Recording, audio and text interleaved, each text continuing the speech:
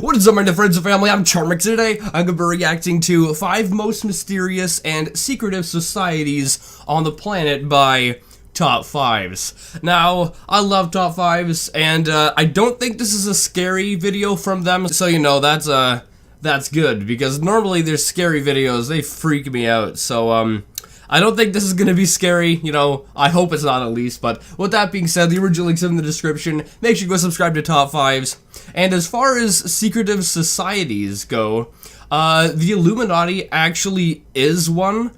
I heard that they got disbanded like 100 years ago, but then again, their symbols on the money, right? I mean, like on a $1 bill, you got the Illuminati symbol there, right? Like, who in their right mind would put that there unless they're in control? So, as much as of a meme it is that the Illuminati are, you know, the Illuminati are out there, at the same time, you have to question, why is their symbol, you know, why is that on the money?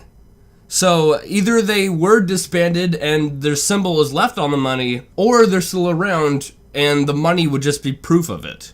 But anyway, that's one secret society. I believe there's also the Freemasons. I believe that's another society. As well as the Bilderberg groups, which then again, the Bilderbergs aren't even that, like, secretive. They have meetings every year, and a lot of people make fun of, you know, people saying that it's like a conspiracy place or whatever. The Bilderbergs are made up of, like, the most powerful people in the world, and they all go together, and you're not allowed to know what they're talking about. What do you possibly think they're doing? Do you think they gather just to have a chit-chat? Or do you think they gather to make plans on how to make themselves more powerful or something like that? I mean, I think the latter is something that's more believable. But anyway, hopefully this video is going to be quite interesting. The original link's in the description. This has been like the longest intro I've ever done. But with that being said, let's begin! You may remember a while back, I showed a video that was supposedly taken inside Bohemian Grove, of members from the Bohemian Club performing a strange ritual. What kind of camera are they using right here? Because I can guarantee you it's not the latest from Canon. It sparked my interest in secret societies and clubs, and their influence on the general public. One thing I have found is that most so-called secret societies do not let anyone know a whole lot about what their intentions are. Can you guess why? It might have something to do with them being secret. But on the other hand, there are others who are more vocal with their beliefs, which is oftentimes even more worrying. Here are 5 of the strangest and most secretive societies to have ever been around. But remember, the real secret societies would never make it to a video like this, because we would have no clue of their existence. Sit back and enjoy. The Freemasons. Ah! I knew it! I freaking knew- Wait, didn't I say Freemasons? I thought I said Freemasons. I'm not sure if I said that in the beginning of the video. If I didn't, I look crazy right now. But I have heard of the Freemasons before. How could I not mention the Freemasons? You have probably heard of them before, as they are one of the oldest and largest non-religious, non-political organizations in the world, with an estimated 6 million members worldwide. 6 million? That's not like a little secret group of, like, you know, 30 people or something. That's like, you know, a city's worth of people. And a long and complicated history. The exact date of its creation or its founder is not known, although there are references to Masons as far back as 1390. Wow. Over the years, there have been many high-profile members, supposedly including Winston Churchill, George Washington, King Edward VI and VII, Buzz Aldrin, as well as the present Queen of England's husband, Prince Philip. Their meeting places are known as lodges, and there are thousands of them dotted around the world. Masons call each other brothers, and membership is restricted to men over the age of 21. Sexist! Who have some sort of faith, since atheists are not allowed to join. Although it's believed to just be men, it would seem there are currently 2 separate lodges for women. Oh, okay. To become a Mason, you have to be recommended by a member, and it's believed candidates are required to participate in 2 highly secretive rituals of initiation, named Herodom of Kilwinning and Night of the Rosy Cross.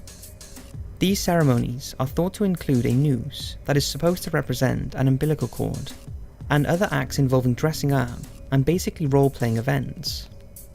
Man, people are weird, aren't they? People are so weird. This is kind of weird stuff you would do maybe as like a 10-year-old or something, but friggin' adults are doing this kind of weird stuff.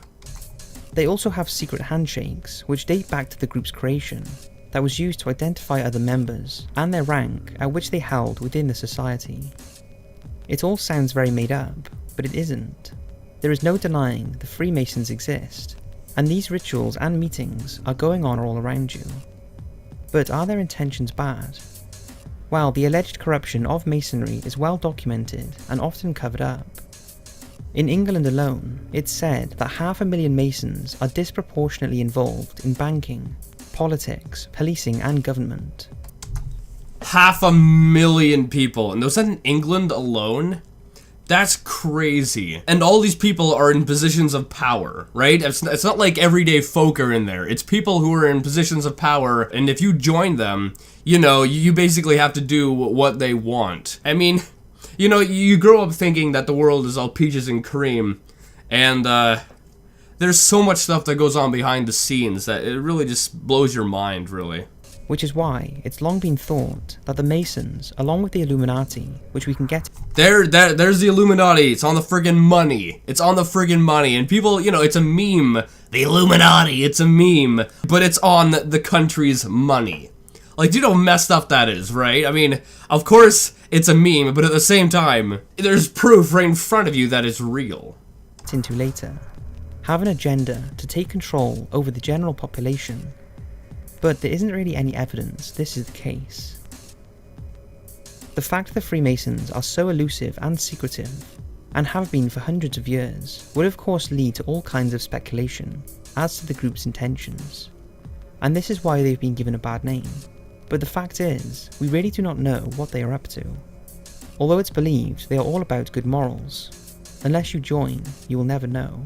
But you just can't help but wonder, why would all these high-profile bankers, billionaires, politicians and celebrities dress up and perform these rituals and swear an oath to go to the grave with their secrets, and just what it's all about?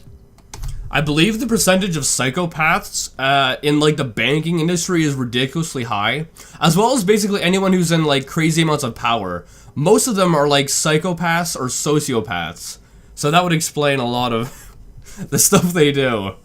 The German Thule.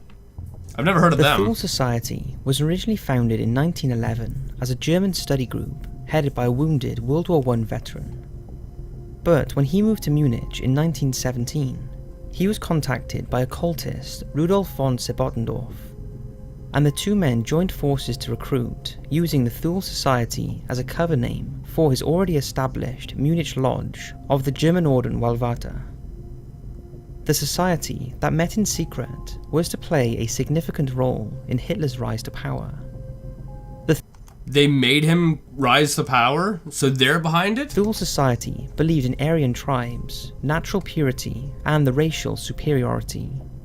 They were? Sebottendorf violently opposed the Jews, and was obsessed at what he saw as the watering down of the German bloodlines caused by the introduction of non-Aryans.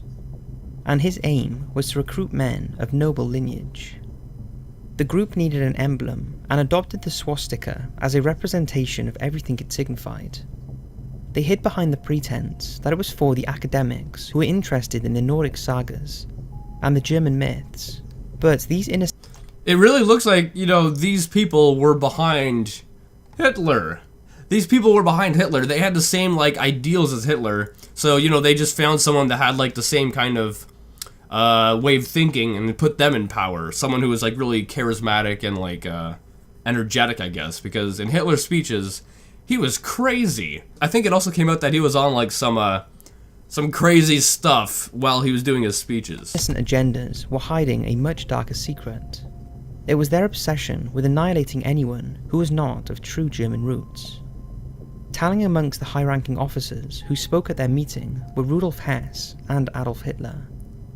As the society grew, so did its link to the newly formed political German Workers' Party, which would eventually become known as the Nazis, and it was Hitler that became one of its early members. The new party's beliefs closely mirrored the Thule Society, and when it was suggested that the German Workers' Party adopt the swastika as the party emblem, it was readily accepted. Both the Thule Society and Hitler and his henchmen worked on the means to which a whole race could be reborn, and it was alleged that it was Thule member Heinrich Himmler who came up with the notion of an entire country of blue-eyed blonde heroes.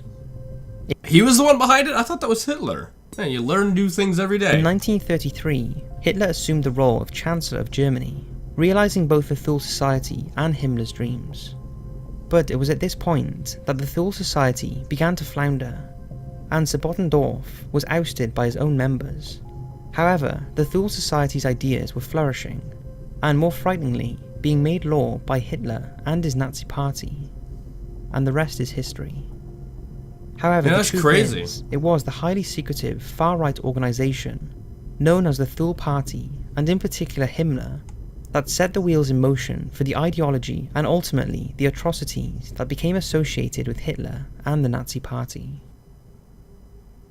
Man, that's crazy. So did Hitler originally have those beliefs? Or did this group kind of, make him have those beliefs? Because I'm not really clear on that. But nonetheless, that's pretty nuts. Order of the Nine Angels. I've never heard of this one either. How many secret societies are there? Now this one is not as secretive as some of the others, but judging by some of their beliefs, it could be one of the deadliest. The Order of the Nine Angels is a satanic organisation that was formed in the UK in the 1960s, but now has various cells in other parts of the world. It was largely unheard of for many years, but suddenly attracted attention in the 1980s, when it was mentioned in various books that studied fascist Satanism, and has been described as one of the most extreme satanic groups in the world. The Order views Satanism as a crusade that aims to create self-superiority and knowledge by engaging in tests that allow a person to exceed his physical and mental limits. Some of these challenges involve spending months living rough in the woods without any human contact. Man, this is a weird one. This is a very weird one. I've never even heard of this. I think I reacted to a video on secret societies like a year or two ago, and I don't really remember all that much of, what was in the video, but I'm pretty sure I've not heard of this one or like the previous secret society before. Or choosing particularly challenging and difficult jobs to develop leadership qualities and strong personalities. This in turn, they believe, will transform society members into a higher, more refined race. They also condone human sacrifice as a means of eliminating the weak, aiming to build a new tribal-based, more sinister way of life, and disrupt and ultimately overthrow normal society. If this wasn't bad enough with everything that most of the rest of society would consider evil, such as terrorism, murder, internet trolling, gang activity, organized crime. Internet trolling? You're grouping that in organized crime, really? Incest and ritual orgies, all to eliminate the mundanes. How does internet trolling fit in with any of those other things? The other things are horrible, and then you have internet trolling, which is just some, some kid in their parents' basement, bored. And they believe that Hitler was sent by their gods. It's hard to believe that groups like this exist in our modern society, and although their numbers are relatively small, they are out there. Yeah, that one was a weird one. I've never heard of it, and I think the most mind-blowing thing is that you grouped internet trolls in with, organized crime and that kind of stuff. I don't understand why you would do that. Alright, the last one. Illuminati. Here we go. Here we go, folks. The Illuminati. Friggin' the meme and the reality, I guess. This video wouldn't be complete without the Illuminati. Initially formed in 1776 by Adam Weishaupt in Germany, as he was disillusioned with many of the Freemasons' ideas, which were spreading around Europe, the Illuminati was a real thing and isn't just a conspiracy. Neither is the Freemasons. I mean, there are 6 million members. Adam's intention was to create a state of liberty and moral equality. However, it's thought the group was short-lived and split up in 1978, when it was considered a threat to religion and the monarchy. I mean, you can split up a group, but if people, you know, still believe in the ideas behind it, they can always regroup. I mean, it wouldn't be that hard. So, it's quite believable that they're still around. Over the years, it was speculated that the Illuminati had survived its suppression, and has now grown into the worldwide secret organization we have all heard of. That is said to be in control of all global governments, and is slowly introducing the New World Order, with the aim of gaining complete global control. Yeah, so as silly as that sounds, it actually makes sense. And I think one of the biggest reasons why it's believable is US money, because their symbol is freaking on the money. I mean, if you're going to ignore something which is right in front of your face basically every day, I mean, that's I guess that's pretty ignorant. It's closely entwined with Freemasonry, and the Masonic temples also serve as places where Illuminati teachings, scholarships, and rituals are supposedly conducted. It's also believed many Masonic leaders are also part of the Illuminati. The Illuminati members are thought to work together to create world domination and a unified system that will benefit them, and members are said to include government officials, the elite, and several high-profile celebrities. Yeah, that would make sense, because you don't want, like, everyday folks in your secret organization. You want people with power, because then you can use them to, you know, get what you want. All of which control areas of our lives, including banking, local government, and media, using different methods of trauma-based mind control to brainwash those lower-ranking people who work for them. To take things a step further, there are those who say the Illuminati are in control of literally everything, from currency to what we eat, to the music we listen to, that is used to brainwash and control people's impulses and thoughts. I think that's taking it a little bit too far. They're not in control of the music. That's silly. That's silly. Is Rice Gum one of the the Illuminati? No. But I don't think it has anything to do with the music. But definitely the banking system. Like in the 2009 financial crash, I mean, the people who actually caused it, they didn't face any, like, charges or whatever. Basically, all of them were fine. And a large portion of them ended up profiting off of it. So, you know, it's quite believable that they're in the banking system as well as in, like, the high politics. But as far as the music industry, I think that's pushing it. But what is with the triangle and the all-seeing eye everyone associates with the Illuminati?